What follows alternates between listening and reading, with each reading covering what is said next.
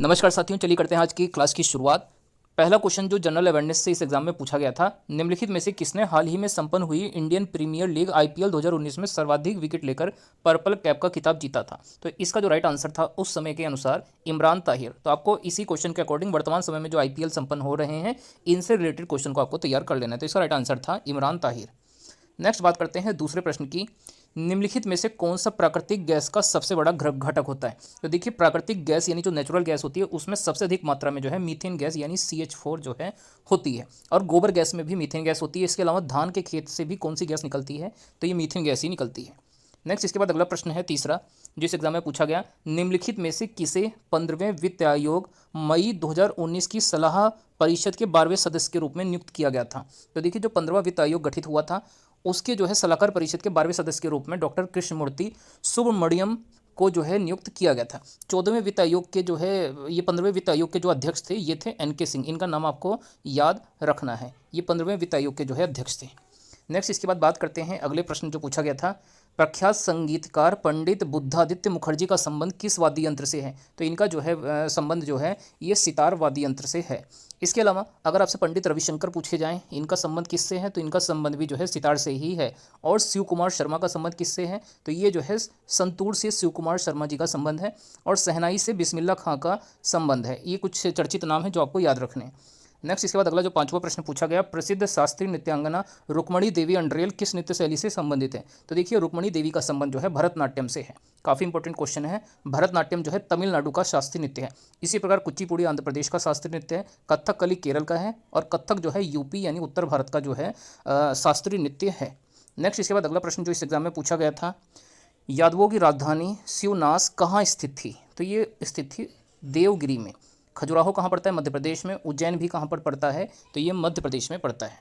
Next इसके बाद अगला प्रश्न पूछा गया था, राष्ट्रीय कृषि एवं ग्रामीण विकास bank, National Bank of Agriculture and Rural Development, जिसको नाबार्ड के नाम से जाना जाता है, इसकी स्थापना कब हुई थी? तो देखिए, इसकी स्थापना जो है 12 जुलाई 1982 को जो है छठी पंचवर्षीय योजना के दौरान इसकी स्थापना की गई थी। नेक्स्ट इसके बाद अगला प्रश्न जो पूछा गया था, निम्नलिखित में से किसने प्रसिद्ध खजुराहो मंदिर का निर्माण करवाया था? तो खजुराहो मंदिर का निर्माण चंदेल वंश के शासकों के द्वारा करवाया गया था, और खजुराहो मंदिर मध्य प्रदेश राज्य में स्थित है। नेक्स्ट इसके बाद अगला प्रश्न पूछा गया था, निम्नलिखित में से कौन सी एक पूर्व की ओर बहने वाली नदी है? तो देखिए, कृष्णा नदी जो है पूर्व दिशा में बहने वाली नदी है, जबकि नर्मदा, पेरियार और साबरमती ये तीनों नदियाँ जो है पश्चिम दिशा की ओर बहने वाली नदियाँ हैं। नेक्स्ट इसके बाद अगला प्रश्न जो पूछा गया था, क्वेश्चन नंबर 10, 30 अप्रैल 2019 को भारतीय रिजर्व बैंक द्वारा घोषित वर्तमान सांविधिक नकदी अनुपात स्टैच्यूरी लिक्विडिटी रेशियो SLR कितना है? तो उस समय के अनुसार इसका मान जो है 19%। आपको वर्तमान समय के अनुसार SLR देख के जाना है। नेक्स्ट इसके बाद अगला प्रश्न है, द्वीप क्षेत्रों को मिलाकर भारत के समुद्र तट की कुल लंबाई कितनी है? तो ये 7516 है। और द्वीपों को छोड़कर जो है कितनी है? तो ये 6100 किलोमीटर है। इस चीज़ को भी आपको याद रखना है। नेक्स्ट इसके बाद अगला जो प्रश्न था उसमें पूछा गया था, निम्नलिखित में से कौन सा महाद्वीप में अधिकतम देश मौजूद है? तो देखिए, सबसे अधिक देश जो है अफ्रीका महाद्वीप में स्थित है। सबसे बड़ा महाद्वीप कौन सा है? एशिया है। इस चीज़ को भी आपको याद रखना है। नेक्स्ट इसके बाद अगला प्रश्न पूछा गया था, निम्नलिखित में से भारत की सबसे पुरानी IIT कौन सी है? तो भारतीय प्रौद्योगिकी संस्थान यानी IIT जो भारत की सबसे पुरानी है वो थी IIT खड़गपुर। नेक्स्ट इसके बाद अगला प्रश्न पूछा गया था, पहले लंबे समय तक चलने वाले ताप दीप्त प्रकाश बल्ब का आविष्कार किसने करने वाले वैज्ञानिक का नाम क्या था? तो देखिए, जो बल्ब का आविष्कार किया था वो किया था थॉमस एडिसन के द्वारा। थॉमसन ने इलेक्ट्रॉन की खोज करी थी। इस चीज़ को भी आपको याद रखना। अब बेंजामिन फ्रैंकलिन ये तड़ित चालक की खोजकर्ता थे। नेक्स्ट इसके बाद अगला प्रश्न पूछा गया, निम्नलिखित में से कौन सी लागत उन सभी लाभों का प्रतिनिधित्व करती है जो किसी व्यक्ति, निवेशक या व्यवसाय को किसी एक विकल्प पर दूसरे विकल्प का चुनाव करने पर मिलने से रह जाती है? तो इसका आंसर होता है अवसर लागत। अगला प्रश्न पूछा गया था, साइलेंट वैली राष्ट्रीय उद्यान भारत के किस राज्य में स्थित है? तो ये स्थित है साइलेंट वैली केरल में। इसी प्रकार अगर आपसे पूछा जाए सिलिकॉन वैली कहाँ पर स्थित है भारत में, तो ये जो है बेंगलुरु शहर में स्थित है सिलिकॉन वैली। इसके अलावा फूलों की घाटी कहाँ पर स्थित है? तो फूलों की घाटी जो है उत्तराखंड में स्थित है। नेक्स्ट इसके बाद अगला प्रश्न पूछा गया, श्री शैलम जल विद्युत ऊर्जा संयंत्र किस नदी पर बना है? तो ये जो है कृष्णा नदी पर बनाया गया है श्री शैलम जल विद्युत संयंत्र। नेक्स्ट इसके बाद बात करते हैं अगले प्रश्न की, वित्त वर्ष 2018-19 के दौरान वस्तु एवं सेवा कर GST कितना संग्रहित किया गया था? तो ये किया गया था 11.77 लाख करोड़। GST की बात करें, भारत में GST को कब से लागू किया गया? 1 जुलाई 2017 से।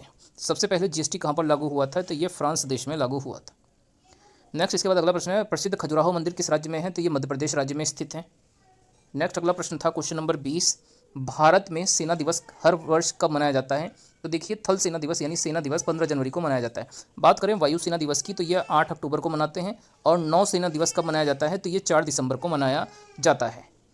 नेक्स्ट इसके बाद 21वां प्रश्न पूछा गया था, भारत में राष्ट्रपति द्वारा अनुमोदित रैंक और पूर्ववर्ती प्रोटोकॉल के अनुसार निम्नलिखित में से किसी दिए गए अन्य विकल्प के मुकाबले उच्च रैंक और वरीयता दी गई है? तो ये दी गई है पूर्व राष्ट्रपति को। नेक्स्ट इसके बाद अगला प्रश्न पूछा गया question number 22, imperial bank of India का अधिग्रहण करके भारतीय स्टेट बैंक का गठन किस वर्ष किया गया था? तो देखिए स्टेट बैंक ऑफ इंडिया यानी एसबीआई का गठन हुआ था 1955 में, जबकि इंपीरियल बैंक जो है 1921 में बनाया गया था। और स्टेट बैंक का भी मुख्यालय मुंबई शहर में स्थित है, और ये भारत का सबसे बड़ा राष्ट्रीयकृत बैंक है। अगला प्रश्न पूछा गया, न्यूट्रॉन की खोज किसने की थी? तो ये जो है जे चैडविक के द्वारा न्यूट्रॉन की खोज की थी। रदरफोर्ड ने किसकी खोज की थी? तो इन्होंने प्रोटॉन की खोज करी थी। और इसके अलावा जे थॉमसन ने जो है इलेक्ट्रॉनों की खोज की थी। अगला 24वां प्रश्न है, सितंबर में भारतीय वायुसेना के द्वारा स्वदेशी रूप से विकसित beyond visual range air to air missile BV राम का सफल परीक्षण किया गया। इस मिसाइल का नाम क्या है? तो इसका मिसाइल देखिए रखा गया है, इस मिसाइल का नाम अस्त्र।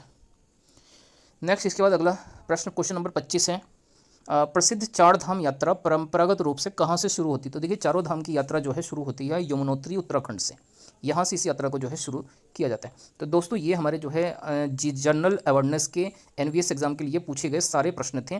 इसके अलावा अगर हम इस एग्जाम की बात करें तो देखिए सबसे पहले आप लोग इस एग्जाम का पैटर्न समझ लीजिए। इसके बाद हम लोग अभी तुरंत जो है इसमें जो है कंप्यूटर के जो है 20 क्वेश्चन इस एग्जाम में पूछे गए थे, उनको भी अभी इस क्लास में देखने वाले हैं। इससे पहले मैं आपको थोड़ा सा इस एग्जाम का पैटर्न समझा देता हूँ कि इसमें क्या क्या पूछा गया था। तो इसमें देखिए रीजनिंग के टोटल जो है इस पेपर के अंदर 25 क्वेश्चन है। और इसके बाद बात करते हैं जीके के, जनरल अवेयरनेस के। तो जनरल अवेयरनेस के भी यहाँ पर जो है कितने क्वेश्चन हैं? 25 क्वेश्चन हैं। और इसके अलावा हिंदी और इंग्लिश की बात करें तो इन दोनों के जो है 15-15 क्वेश्चन यानी टोटल 30 क्वेश्चन है। और फिर इसके अलावा अगर इसमें हम बात करें कंप्यूटर के प्रश्नों की संख्या तो कंप्यूटर के यहाँ पर जो है 20 प्रश्न है। तो इस प्रकार जो है टोटल इस एग्ज़ाम में हम बात करें तो देखिए 25-25, 50, 30, 80 और 20, 100, टोटल 100 क्वेश्चन इस एग्ज़ाम के अंदर जो है। और इसके अलावा जो है 20 क्वेश्चन इसमें जो है मैथ के भी हैं। तो इस प्रकार टोटल इस एग्ज़ाम में जो है 120 प्रश्न आपको देखने के लिए मिलते हैं। अब हम लोग इसमें जो है कंप्यूटर के जो बचे हुए हमारे प्रश्न हैं 20, उनको भी इस क्लास में देखेंगे। तो चलिए देखते हैं कंप्यूटर के प्रश्न। देखिए ये यहाँ पे हिंदी के क्वेश्चन हैं। हिंदी के बाद इसमें दिया गया है जो है मैथ का सेक्शन, और सबसे लास्ट में इस एग्ज़ाम में जो है 13, 14, इसके बाद 20 तक यहाँ पर जो है मैथ के क्वेश्चन हैं। और फिर 20 के बाद में जो है यहाँ से ये कंप्यूटर के प्रश्न शुरू हैं। देखिए पहला कंप्यूटर का प्रश्न है, MS वर्ड में MS शब्द का क्या अर्थ होता है? तो देखिए MS वर्ड में MS शब्द का अर्थ होता है माइक्रोसॉफ्ट। माइक्रोसॉफ्ट MS का फुल फॉर्म होता है। नेक्स्ट इसके बाद दूसरा प्रश्न है, ऑप्टिकल डिस्क ड्राइव किसी ऑप्टिकल डिस्क की सतह से डेटा पढ़ने लिखने के लिए का उपयोग करती है? तो देखिए ऑप्टिकल डिस्क ड्राइव जो है लेज़र किरणों का उपयोग करती है डेटा को पढ़ने और लिखने के लिए। अगला तीसरा प्रश्न है, निम्नलिखित में से कौन सा hardware CPU, memory, input output device जैसे कंप्यूटर के विभिन्न महत्वपूर्ण घटकों को एक साथ रखता है? तो ये रखता है मदरबोर्ड। मदरबोर्ड क्या करता है? कंप्यूटर के सभी hardware CPU, memory, input output device जैसे कंप्यूटर के विभिन्न महत्वपूर्ण घटकों को एक साथ रखता है। नेक्स्ट इसके बाद अगला चौथा प्रश्न पूछा गया था, रोम की निम्नलिखित श्रेणियों में से किस श्रेणी में संग्रहित सामग्री को मिटाने के लिए विद्युत संकेतों की जरूरत होती है? तो इसका होता है EEPROM, electrically erasable programmable read only memory. Next इसके बाद अगला प्रश्न पूछा गया था कंप्यूटर से, एक गणितीय तकनीक है जिसका उपयोग किसी संदेश, सॉफ्टवेयर या डिजिटल डॉक्यूमेंट की प्राथमिकता और विश्वसनीयता को मान्यता प्रदान करने के लिए किया जाता है। तो इसका जो राइट आंसर था वो था डिजिटल हस्ताक्षर। अगला छठा प्रश्न पूछा गया, निम्नलिखित में से किसे प्रोसेसिंग के लिए सिस्टम को जॉब देने और जॉब को पूरा होने के समय के बीच के अंतराल के रूप में परिभाषित किया जाता है? तो ये होता है लगने वाला समय, टर्न अराउंड टाइम। नेक्स्ट इसके बाद अगला प्रश्न पूछा गया था, निम्नलिखित में से कौन सा एक ऑपरेटिंग सिस्टम नहीं है? तो देखिए ओपेरा एक ऑपरेटिंग सिस्टम नहीं है, ये एक सर्च इंजन का एग्जाम्पल होता है, जबकि यूनिक्स, विंडोज़ और लाइनेक्स ये सभी जो है ऑपरेटिंग सिस्टम के एग्जाम्पल होते हैं। अगला आठवां प्रश्न है, निम्नलिखित में से कौन सा सॉफ्टवेयर कंप्यूटर सिस्टम की सुरक्षा से संबंधित है? तो ये होता है एंटीवायरस, ये कंप्यूटर को सुरक्षा प्रदान करता है। नेक्स्ट इसके बाद 9वां प्रश्न पूछा गया, माइक्रोसॉफ्ट एक्सेल फाइल को इस नाम से भी जाना जाता है? तो देखिए माइक्रोसॉफ्ट एक्सेल फाइल को जो है वर्कबुक के नाम से भी जाना जाता है। नेक्स्ट इसके बाद अगला प्रश्न पूछा गया था, मानक क्वालिटी कीबोर्ड निम्नलिखित में से कौन सी कुंजी डब्ल्यू कुंजी के ठीक दाईं ओर होती है? तो देखिए डब्ल्यू के ठीक दाईं ओर जो है ई होती है। इसका आंसर इसी जो ये वर्ड दिया गया है इसी में छुपा हुआ है कि डब्ल्यू के दाईं ओर कौन सा होता है? ई होता है। नेक्स्ट इसके बाद 11वां प्रश्न है, MS वर्ड में फ़ॉन्ट में डायलॉग बॉक्स खोलने के लिए निम्नलिखित में से कीबोर्ड की शॉर्टकट की का उपयोग किया जाता है। तो देखिए MS वर्ड में फ़ॉन्ट डायलॉग बॉक्स को खोलने के लिए Ctrl+Shift+F का उपयोग जो है किया जाता है। नेक्स्ट अगला प्रश्न है, MS पावर पॉइंट प्रेजेंटेशन का डिफ़ॉल्ट व्यू क्या होता है? तो ये होता है नॉर्मल। नेक्स्ट इसके बाद अगला प्रश्न पूछा गया था 13वां, MS एक्सेल में सक्रिय सेल का एड्रेस प्रदर्शित करता है। तो जो नेम बॉक्स होता है MS एक्सेल में वही सक्रिय सेल का एड्रेस प्रदर्शित करता है। नेक्स्ट इसके बाद अगला प्रश्न हो गया, इंटरनेट से जुड़े कंप्यूटर सिस्टम में IP एड्रेस होता है। तो IP का पूरा नाम क्या होता है? तो इसको बोलते हैं इंटरनेट प्रोटोकॉल। IP एड्रेस में IP होता है इंटरनेट प्रोटोकॉल। अगला 15वां प्रश्न, निम्नलिखित में से कौन सी विशेषता कंप्यूटर की अध्यवसाय डिलीजेंस विशेषता को दर्शाती है? तो बिना थके या निरस्ता में घंटों तक काम कर पाना, ये डिलीजेंस को दर्शाती है। अगला 16वां प्रश्न है, कंप्यूटर सिस्टम के हार्डवेयर संसाधनों को निम्नलिखित में से कौन नियंत्रित करता है? तो देखिए कंप्यूटर सिस्टम के जो हार्डवेयर संसाधन होते हैं उसको जो है ऑपरेटिंग सिस्टम जो है नियंत्रित करता है। 17वां प्रश्न है, MS एक्सेल में किसी सेल रेंज में सभी संख्याओं को जोड़ने के लिए निम्नलिखित में से किस सूत्र का उपयोग होता है? तो सम का उपयोग किया जाता है।